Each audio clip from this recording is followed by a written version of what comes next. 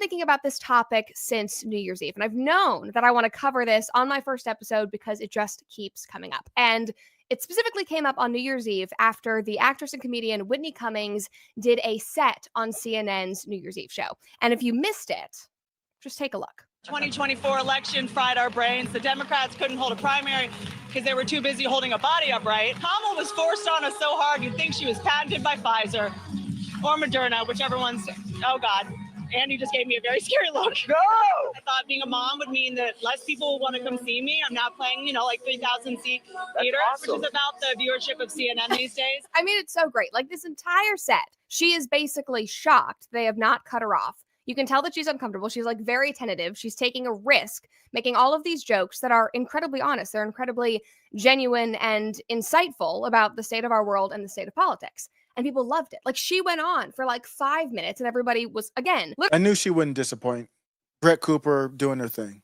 Literally in shock that she was not cut off. And of course, she immediately went viral on X. Some people had never heard of her before. They were so excited to find, another brave and honest comedian who was willing to push boundaries and make these kinds of very, relevant jokes. But what makes the story interesting is that people turned on her as quickly as they fell for her because they realized that 5 years ago when COVID was raging, she used to be very pro-vaccine. Wow, and she even had vaccine mandates for some of her live shows during that 2020. I think it's fair to ask, I wouldn't turn on her just for that, but it's fair to ask, where do you stand now? Because she was joking about it now. So yeah, I agree. There's no reason to kind of cancel her for that.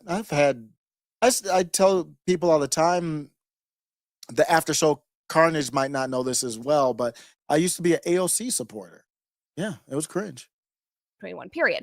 You have some tweets here. You can see her talking about the vaccine, saying that, God, we need a vaccine. Can we make a vaccine now? Go, we need a vaccine. Chop, chop on that vaccine. Like she was tweeting about this constantly. And immediately people on X started calling her out. They were calling her a grifter and a fraud, saying that she was an opportunist, that she was taking advantage of this time in culture when things were shifting to the right to try to make a name for herself. They literally lost their damn minds. And again, this happened in a matter of hours. I watched her videos go viral. I was like, man, this girl is so cool. I've seen her on TV.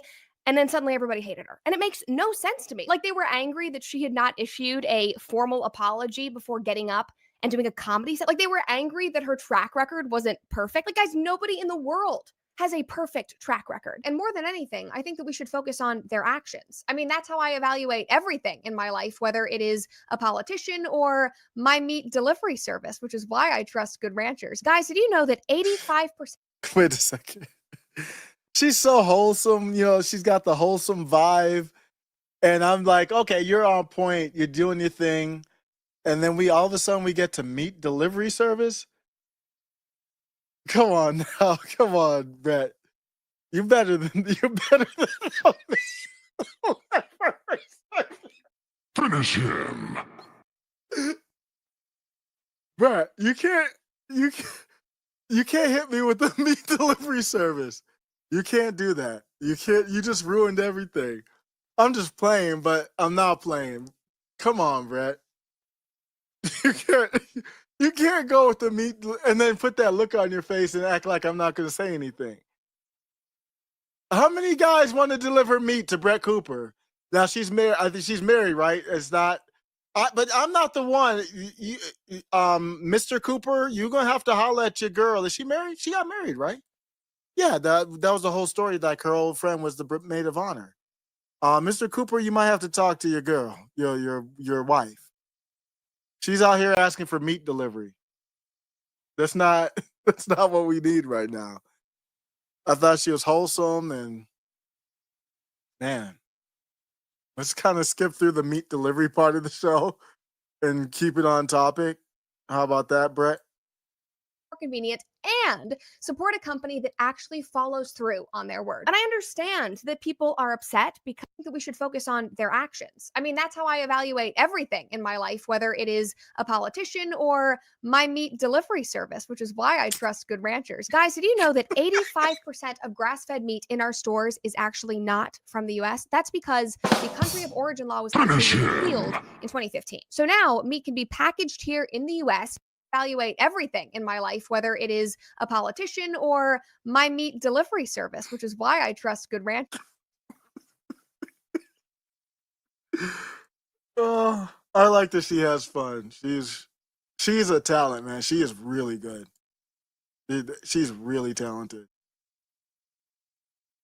$25 off. It has seriously never been easier to prioritize your family's health, make things more convenient, and support a company that actually follows through on their word. And I understand that people are upset because being angry about COVID and everything that happened during that fever dream of a couple of years, it's understandable. Awful things happened. I mean, the lockdowns, the vaccines, the being separated from our families, kids being kept out of school, it was a travesty. But we have moved on from that. And also, we need to be real because think about who we just elected. Think about who we spent the last couple of years propping up and encouraging and fighting for. Donald Trump, the man who first ushered in lockdowns, the man who encouraged us all to get the vaccine and is still saying how amazing it is. So we can support. I think, let me talk about her replying to Nick. This is a good time to stop that. So remember the whole tradwife thing was going on. I'm just going to let her play in the background. Maybe we'll get to a different spot. I don't know if she's probably doing like a Candace Owens where she has multiple topics, or maybe not. I'm not sure. The tradwife thing was going on. And Nick weighed in on that. If you remember the tradwife debate, it's that meme with the redheaded woman. And I thought it was kind of funny at first, but then it got kind of whack to me. I don't want to get too much into that, but if you don't know what it is, it doesn't matter. Nick Fuentes made a comment on it, and Brett Cooper replied. So Nick was kind of making fun of her for it. And I think Nick's not against Brett. So it's not about that. It was just it was a cringe take. So he made fun of her. And while she was with the Daily Wire, Brett Cooper, nobody with the Daily Wire replies to Nick on X. Nobody. To my knowledge, I don't think Matt has, but maybe it's not really common. Let's say that. I don't think Matt has, but maybe he has. I'm not sure. Brett Cooper replied, well, Nick called it cringe, her support of this tradwife meme, and performative traditionalism. Brett Cooper replied, I'm going to tell you why I'm bringing this up. Brett Cooper replied and said, your feedback is noted, Nick.